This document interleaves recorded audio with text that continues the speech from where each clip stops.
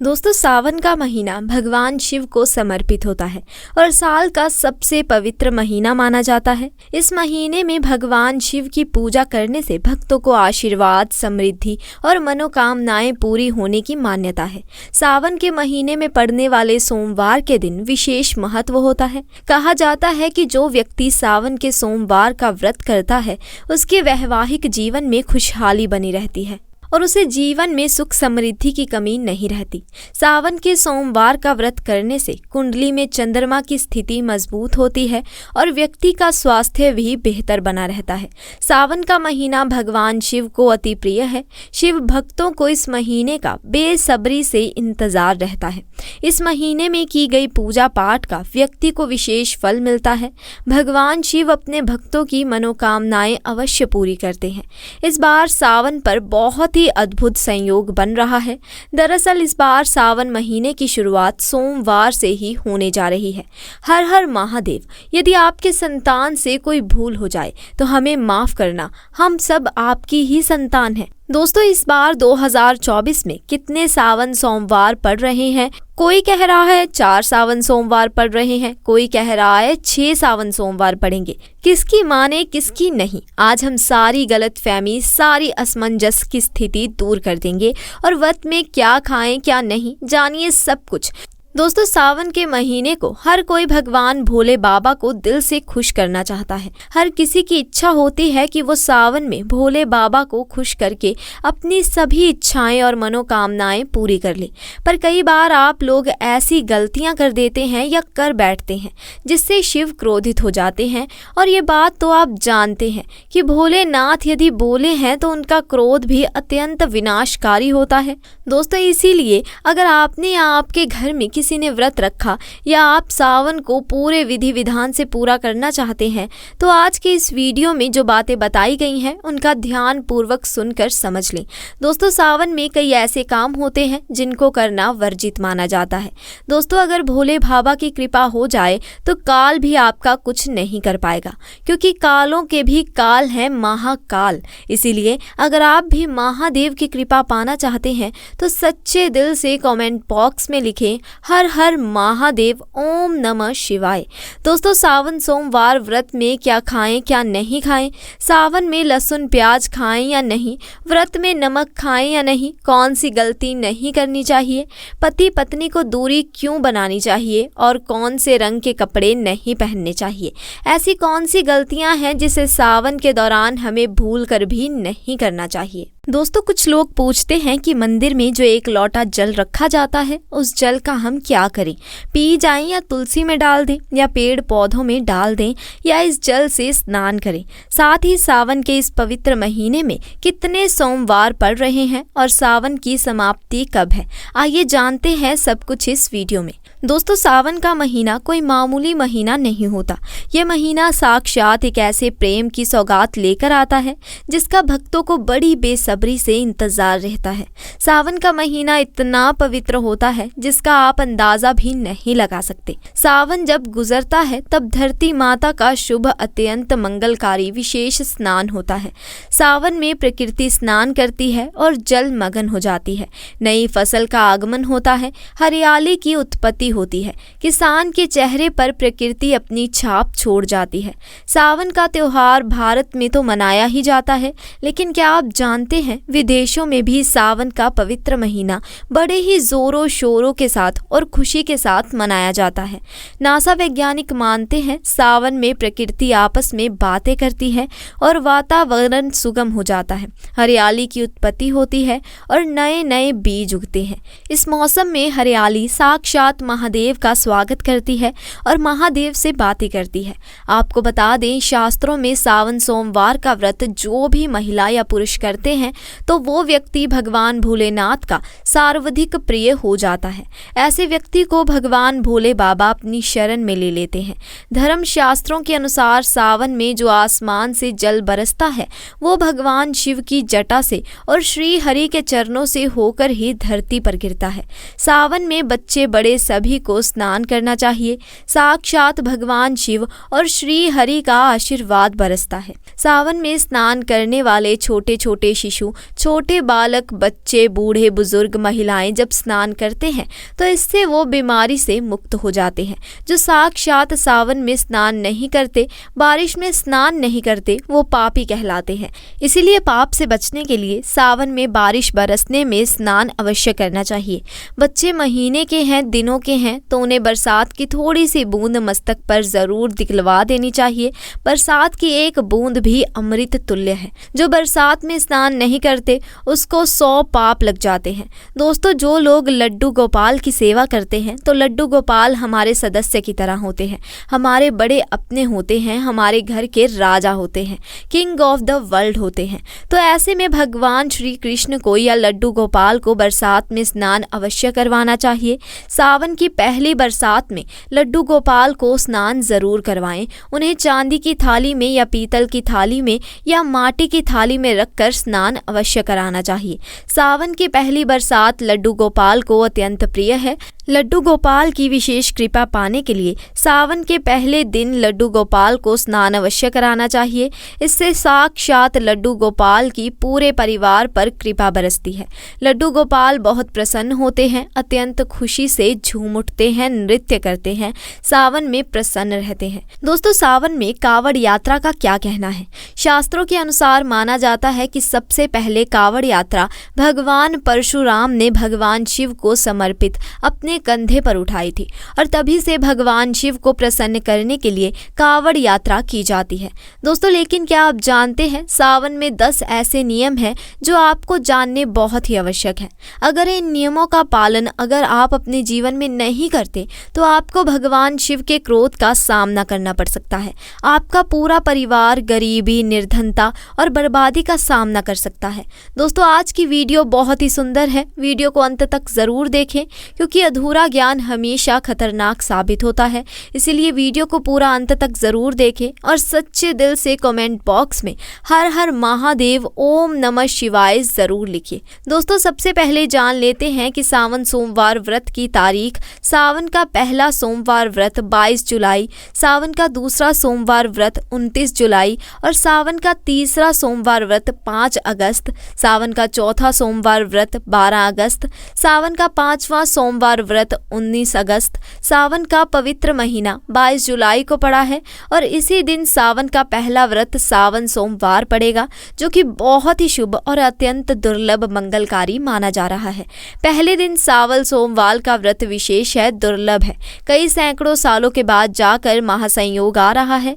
इस शुभ दिन पर लाखों करोड़ों श्रद्धालु लोग व्रत अवश्य रखेंगे और व्रत में कई ऐसी चीजें खाएंगे जिससे व्रत की पूर्ति होगी। शिव व्रत सावन सोमवार पूर्ण व्रत माना जाएगा, लेकिन ऐसे में हम जानते हैं व्रत में क्या खाएं और क्या नहीं।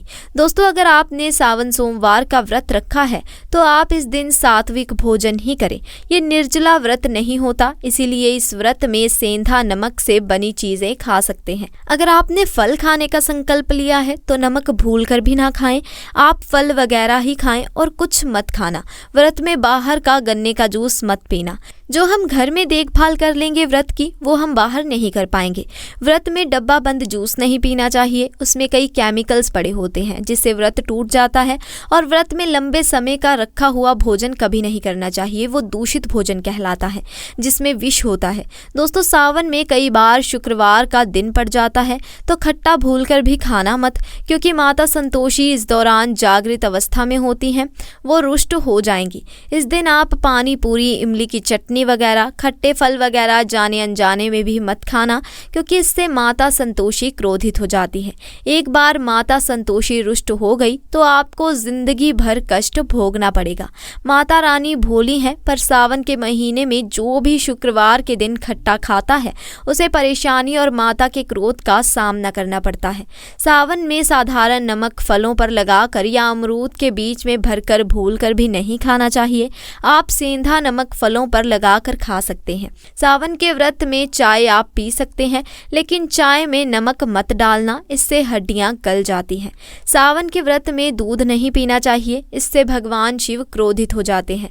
सावन में हल्दी मिलाकर दूध पीने से भयंकर श्राप लगता है। सावन में बच्चों को दूध पी लेना चाहिए, पर घर में बड़ों को दूध नहीं पीना चाहिए। यदि कोई बीमार है, किसी कारणवश यदि दूध की आवश्यकता है तो उसे पी लेना चाहिए। यदि सावन का व्रत अगर आपने मीठे पर रखा है तो आप मीठी मीठी बर्फी भोग लगाने के बाद खाइए। शिव को भोग लगाने के बाद खीर पराठा या दही पराठा खा सकते हैं। मीठी मिश्री खाएं या आटे का मीठा मीठा चीला बनाकर आप खा सकते हैं। यदि व्रत नमक पर रखा है तो आप चाहे तो सेंधा नमक से बने आलू के पकवान खा सकते हैं। आलू की सब्जी कट्टू के आटे की रोटी के साथ खा सकते हैं। सादी दही में डालकर खीरा खा सकते हैं, धनिया खा सकते हैं, लौकी या कद्दू की सब्जी भी खा सकते हैं। और आटा खाते समय आटा ध्यान से देख लें, पुराने आटे में कीड़े पड़ जाते हैं, जिससे आपका व्रत खंडित हो सकता है। व्रतधारी को सावन सोमवार के व्रत में बेसन, मैदा, सत्तू, अन्न और अनाज का सेवन नहीं करना चाहिए।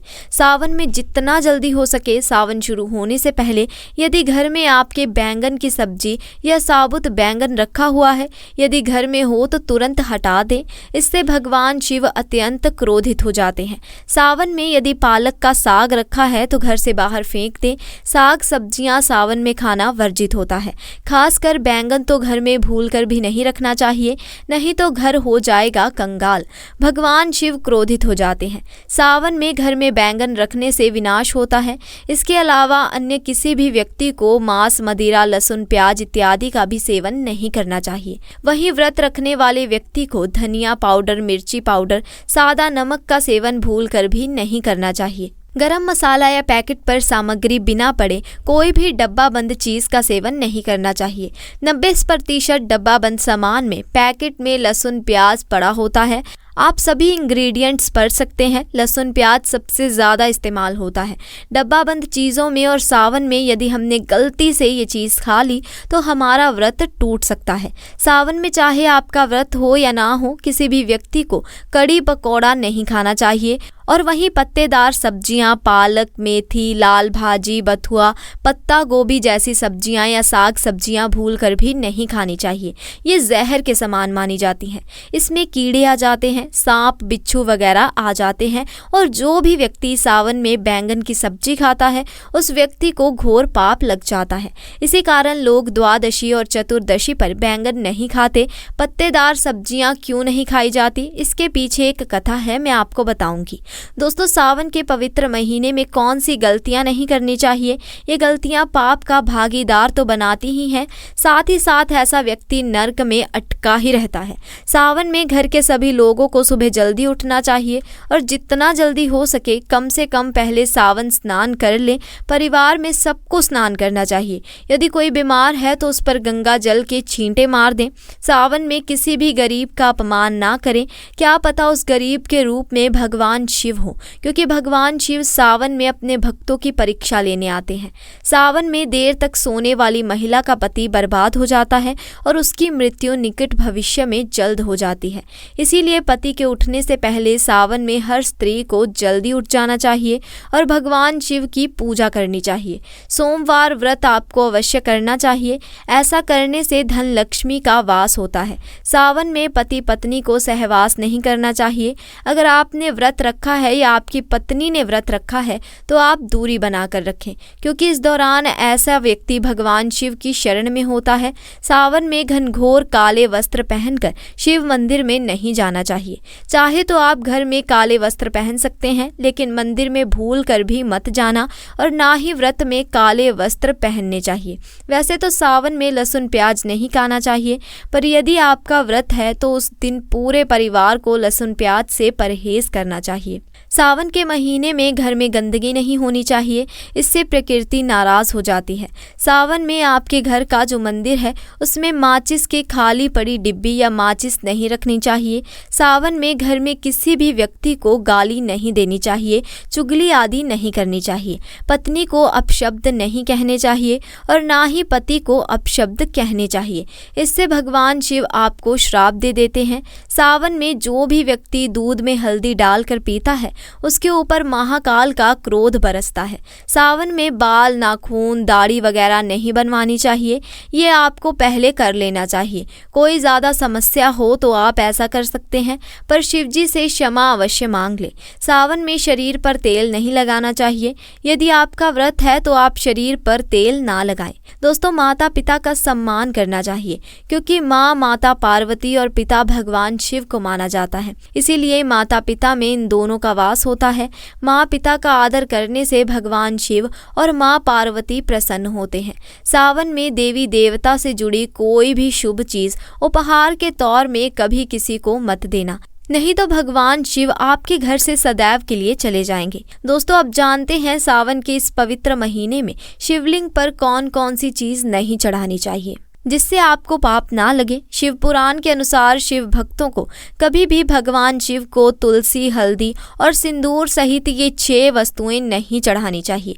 पौराणिक कथा के अनुसार केतकी के फूल ने ब्रह्मा जी के झूठ में साथ दिया था, जिससे नाराज होकर भगवान भोलेनाथ ने केतकी के फूल को श्राप दिया था। इसीलिए केतकी का फूल शिवलिंग पर नहीं चढ़ाया जाता और वहीं नारियल का पानी भी शिवलिंग पर कभी भी अर्पित नहीं करना चाहिए। शंख से जल भी भगवान भोलेनाथ को नहीं चढ़ाना चाहिए। शास्त्रों के अनुसार सुबह 5 बजे से लेकर सुबह 11 बजे तक शिवलिंग पर जल चढ़ाना बहुत ही शुभ और अत्यंत मंगलकारी होता है। कभी भी शाम के समय शिवलिंग पर जल ना चढ़ाएं। शास्त्रों के अनुसार शिवलिंग पर काली मिर्च चढ़ाने से रोगों का नाश होता है। इसके साथ ही सुख समृद्धि की प्राप्ति होती है। घर में कभी भी अंगूठे के आकार से बड़ा शिवलिंग नहीं रखना चाहिए और शिवलिंग पर जल धारा अवश्य होनी चाहिए। भगवान भोलेनाथ को टूटे हुए अक्षत कभी भी अर्पित नहीं करने चाहिए, इससे वो क्रोधित हो जाएंगे। सावन के पवित्र महीने में कटे फटे बेल पत्र शिवलिंग पर अर्पित नहीं करने चाहिए। बेल पत्र की संख्या 3 होनी चाहिए। बेल पूरे साबुत होने चाहिए, लेकिन आप 6 महीने पुराने बेल पत्र भी शिवलिंग पर अर्पित कर सकते हैं, लेकिन वो कटा फटा ना हो। 6 महीने तक बेल पत्र बहुत ही पवित्र और शुभ माना जाता है। सच्चे दिल से बेल पत्र शिवलिंग पर चढ़ाने से 21 मनोकामनाएं पूर्ण हो जाती हैं। भगवान शिव को दूध में पानी डालकर नहीं अर्पित करना चाहिए, इससे आपको फल भी इसी तरह ही मिलेगा। भगवान शिव को 1 बूंद भी अगर आप अर्पित करते हैं, पर दूध शुद्ध होना चाहिए और आपका मन भी शुद्ध होना चाहिए। शास्त्रों के अनुसार पीतल के कलश से शिवलिंग पर दूध चढ़ाना चाहिए, सबसे उत्तम माना गया है। धार्मिक कर्म कांड में पीतल के बर्तन का विशेष महत्व माना गया है। विवाह आदि के कार्यों में इसीलिए पीतल के बर्तन का प्रयोग किया जाता है। आपको बता दें, सोमवार को पीतल के कलश से ही शिवलिंग पर दूध से अभिषेक शुभ माना गया है। स्टील और प्लास्टिक से बने बर्तन का प्रयोग ना करें। शिवलिंग पर जल चढ़ाते समय वो जल आपके पैरों के पास नहीं जाना चाहिए, अशुभ माना जाता है। उसे लांघना भी नहीं चाहिए और उसे हम जलहरी कहते हैं। सावन में जल आपके घर का होना चाहिए। मंदिर से जल भरकर मंदिर में ही अर्पित नहीं करना चाहिए, इससे आपका भाग्य खराब हो सकता है। दोस्तों, सावन में ये चीज को लेने से दुनिया की कोई भी ताकत आपको धनी होने से नहीं रोक पाएगी। अगर आपने सावन में ये चीज खा ली तो आपको करोड़पति होते से कोई भी नहीं रोक सकता, लेकिन सच्चे दिल से ही खाना है। आइए जानते हैं, सावन में शिव भक्तों को शिवलिंग पर चढ़ा हुआ प्रसाद के रूप में धतूरा जरूर खाना चाहिए। इससे आपको ज्यादा नहीं खाना है, बस आपकी जुबान पर हल्का सा टच करना है। ज्यादा खाएंगे तो आप बीमार पड़ जाएंगे, इसीलिए बस टच कर लें। आप देखना, आपके अंदर सकारात्मकता का संचार होगा और आपको धनी होने से कोई नहीं रोक पाएगा। दूसरा है बेलपत्र। बेल फल प्रसाद के रूप में खाने से माता पार्वती के साथ साथ भगवान शिव की कृपा भी बरसेगी और समस्त 33 कोटि देवी देवता आपको धनवान बनाएंगे। बस ये चीज आपको खानी है और आप खुद देखना, आपको धनी होने से दुनिया की कोई भी ताकत रोक नहीं पाएगी। दोस्तों, आखिर में अब हम जानते हैं, सावन में जो घर के मंदिर के अंदर जो 1 लोटा जल रखा जाता है उसका क्या करें। मंदिर का लोटा कैसा हो, पीतल का हो, तांबे का हो हो और मंदिर में जो एक लोटा जल रखा जाता है उस जल का हम क्या करें। कुछ लोग करते हैं सावन में गलती और बाद में पछताते हैं। ऐसी गलती आप भूल कर भी नहीं करना, नहीं तो कंगाल हो जाओगे, बर्बाद हो जाओगे। मंदिर में एक लोटा जल ऐसे कभी मत रखना, इससे भोले बाबा अप्रसन्न हो जाते हैं। और आपका प्रश्न है कि क्या मंदिर में जो हम जल रखते हैं क्या वो रखना ज़रूरी है, और अगर हम रखते हैं तो उस जल का क्या करें। देखिए, मंदिर में जल रखना बहुत आवश्यक है। जल एक ऐसी चीज़ है जिसमें सभी प्रकार की जो एनर्जी होती है ऑन ऑब्जर्व होती है। तो जो हम पूजा पाठ करते हैं, मंत्रों का जाप करते हैं या वहाँ पर प्रार्थना करते हैं, जो भी हमारे अपने मन की कामना है वो भी हम कहते हैं, तो सभी चीज़ उस जल में समाहित हो जाती है। इसीलिए पूजा करने से पहले घर के मंदिर में एक लोटा जल रखा जाता है और उसके बाद दीपदान मतलब एक दीपक प्रज्वलित किया जाता है। यदि अग्नि और जल का एक तरह से बैलेंस भी हो जाता है, और इसलिए शास्त्रों के अनुसार घर के मंदिर में एक लोटा जल भी हमेशा होना चाहिए और दीपक भी प्रज्वलित करना चाहिए। तो अब इस जल का क्या करना चाहिए। देखिए, जब हम जल रखते हैं, सुबह की पूजा रखते हैं, मतलब सुबह जो हम पूजा करते हैं प्रातःकालीन पूजा, उस समय जल रखा जाता है और वो जल हम अपने अगले दिन उठाते हैं। मतलब जब आप अगले दिन पूजा करके जाते हैं स्नान इत्यादि करने के बाद, तो आप उस जल को उठाते हैं। सबसे पहले तो उस जल का प्रयोग सुन लीजिए, आप अपने घर के सारे कमरों में मतलब पूरे घर में उस जल का छिड़काव करते हैं। तो इससे आपके घर का शुद्धिकरण हो जाता है, क्योंकि वो बहुत ही पॉजिटिव एनर्जी से भरा हुआ जल होता है। इससे कई बीमारियां स्वतः ही दूर हो जाती हैं। उस जल का छिड़काव करने से किसी भी प्रकार की नकारात्मक ऊर्जा का प्रवेश आपके घर में नहीं होता। किसी भी प्रकार की परेशानी आपके घर में हो, अगर आप नियमित तौर पर उस जल का छिड़काव करें अपने घर में, तो निश्चित ही आप परेशानियों से मुक्ति पा जाएंगे। किसी के करे तंत्र मंत्र के प्रभाव से मुक्ति पा जाते हैं। दूसरा इसका उपाय आप कर सकते हैं, जैसे कि घर में कोई बीमारी है तो आप इस जल को उस व्यक्ति को पीने के लिए दे सकते हैं। और ये जल इतना पावरफुल होता है कि इस जल को पीने से बड़ी बीमारियों से मतलब लंबी बीमारियों से भी धीरे धीरे राहत मिलने लग जाती है। कई बार होता है ना कि आप लोगों के प्रश्न होते हैं कि दवाई तो हम ले रहे हैं लेकिन दवाई हमें लगती ही नहीं है, दवाई का कोई प्रभाव ही देखने को नहीं मिलता। तो ऐसे में अगर दवाई के साथ साथ उस जल को पीने के लिए रोगी को दिया जाए, यानी मेडिसिन इसी पानी से अगर खिलाई जाए, तो बहुत अच्छी दवाई काम करने लग जाती है। और जैसे कि परिवार में अगर बहुत ही कलह कलेश रहता है, हमेशा आपस में सामंजस्य बना रहता है, आपस में हर बात पर मतभेद होता है, तो परिवार के सभी सदस्य इस जल में से अगर थोड़ा थोड़ा पीते हैं तो धीरे धीरे विचारों में परिवर्तन आने लगते हैं, सकारात्मक विचार सभी के होने लगते हैं और आपस में समन्वय होने लग जाता है। घर से कलह कलेश और मतभेद हमेशा के लिए समाप्त हो जाते हैं। और मंदिर में रखे हुए जल का अगला उपयोग क्या है। देखिए, अगर आप कोई दुकान करते हैं, कोई व्यापारिक स्थल है, तो प्रतिदिन इस जल में से थोड़ा सा जल ले जाकर दुकान पर व्यापारिक स्थान पर छिड़काव कीजिए। इससे आपकी दुकान, आपका काम बहुत ही अच्छा चलेगा। मतलब किसी भी प्रकार की परेशानी आपके व्यापारिक स्थल पर नहीं आती है, क्योंकि जैसे मैंने आपको बताया ये जो जल होता है बहुत ही पावरफुल होता है, बहुत पॉजिटिव होता है। अब मंदिर में रखा एक लोटा जल पावरफुल हो और पॉजिटिविटी से भरा हो, तो इससे हमारे घर में सकारात्मक ऊर्जा का भंडार होता है। तो आइए जानती हैं। देखिए, जो जल होता है, अमृत हुआ, मीठे मीठे फल हुए, भोजन हुआ, अनाज हुआ, उससे भी बढ़कर माना जाता है। देवी देवता आपके दिए हुए इसी जल को ग्रहण करते हैं। मंदिर में एक लोटा जल रखना उतना ही ज़रूरी है जितना आप सुबह दोपहर शाम का भोजन करते हैं। जब हम भगवान की पूजा करते हैं और तांबे के पात्र में या पीतल के पात्र में एक लोटा जल ज़रूर रखते हैं। जल जो होता है सागर रूपी होता है और यही सागर आपकी नैया पार लगाता है। मंदिर में एक लोटा जल रखने का कारण एक और ये होता है कि जो लोग भगवान को डेली भोजन नहीं करा सकते, तो वो मंदिर में एक लोटा जल रख देते हैं ताकि भगवान इसे ग्रहण करें और ये जल रूपी प्रसाद इसके अगले दिन या फिर सुबह के समय आप प्रसाद समझकर ग्रहण करें।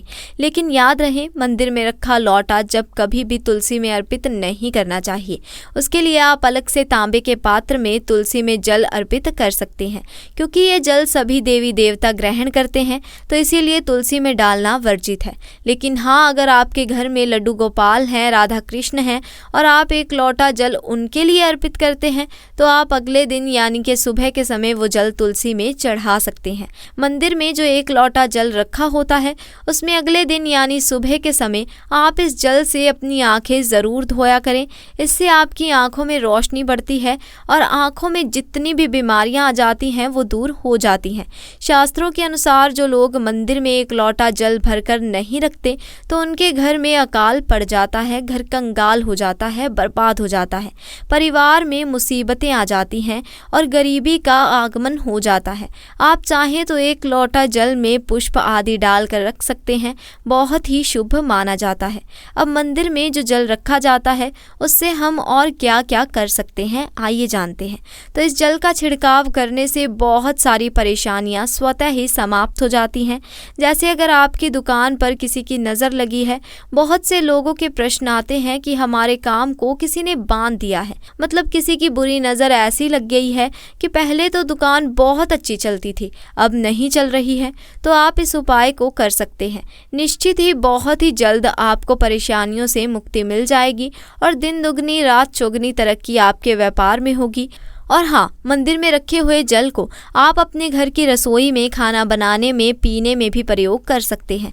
लेकिन खाना बनाने में प्रयोग तभी कीजिए जबकि आपके घर में बिल्कुल सात्विक भोजन बनता हो, मतलब लहसुन प्याज अगर आपके घर में बनता हो तो खाना बनाने में इस जल का प्रयोग नहीं किया जा सकता। फिर आप इस जल को थोड़ा थोड़ा परिवार के सदस्य मिलकर ग्रहण कर सकते हैं और बचे हुए जल को आप अपने घर में पौधों में डाल सकते हैं। तो देखिए, ऐसा नहीं है कि मंदिर में रखा हुआ जल बेकार होता है, किसी काम का नहीं होता। बहुत सारे प्रयोग इस जल के होते हैं। अगर हम सही तरीके से प्रयोग करें तो अपने जीवन की बहुत सारी परेशानियों का समाधान मात्र इस एक लोटे जल से हम कर सकते हैं। तो ध्यान रखिए, मंत्रों से अभिमंत्रित जल बहुत ही महत्वपूर्ण होता है, बहुत ही शक्तिशाली होता है और हमारे घर के मंदिर पर रखा हुआ जल देवताओं का आशीर्वाद होता है, क्योंकि पूरे समय वो देवताओं के पास होता है। देवी देवता वहाँ पर रहते हैं, तो उस जल में हर प्रकार की शक्ति समाहित होती है, जो कि सकारात्मक शक्तियाँ होती हैं। और इस जल का प्रयोग अगर हम सही तरीके से करते हैं, मतलब उसको पीने में करते हैं, खाना बनाने में करते हैं, घर में जल का छिड़काव करने में करते हैं, तो इससे हमारी समस्याओं का समाधान होता है। और अगर कोई भी कार्य नियमित तौर पर मतलब प्रतिदिन किया जाता है तो उसका हमें लाभ प्राप्त होता है। कभी कभी करेंगे तो निश्चित ही आपको लाभ उतना दिखाई नहीं देगा, लेकिन अगर आप नियम बना लेंगे कि हर रोज़ इस जल से घर में छिड़काव करना है, घर में प्रतिदिन व्यक्ति को थोड़ा थोड़ा जल पीने के लिए देना है, बचे हुए जल को पौधों में डाल दीजिए, दुकान पर छिड़काव कीजिए, अपने घर के व्यापारिक स्थल पर छिड़काव कीजिए, बच्चों की बुक्स में, अपने घर की तिजोरी में, हर जगह इस जल का छिड़काव कीजिए और नियमित तौर पर कीजिए। चमत्कार आपको निश्चित ही देखने को मिलेगा। तो दोस्तों, आज के लिए बस इतना ही। आपको हमारी आज की ये जानकारी कैसी लगी कमेंट सेक्शन में ज़रूर बताएं। साथ ही दोस्तों, अगर आपको हमारी आज की ये वीडियो पसंद आई हो तो इसे एक लाइक ज़रूर करें, अपने दोस्तों के साथ ज़्यादा से ज़्यादा शेयर करें और अगर आप हमारे चैनल पर नए हैं तो चैनल को भी जल्दी से जाकर सब्सक्राइब करें। जल्द मिलेंगे ऐसी ही नई और दिलचस्प जानकारी के साथ। तब तक के लिए आपका बहुत बहुत धन्यवाद।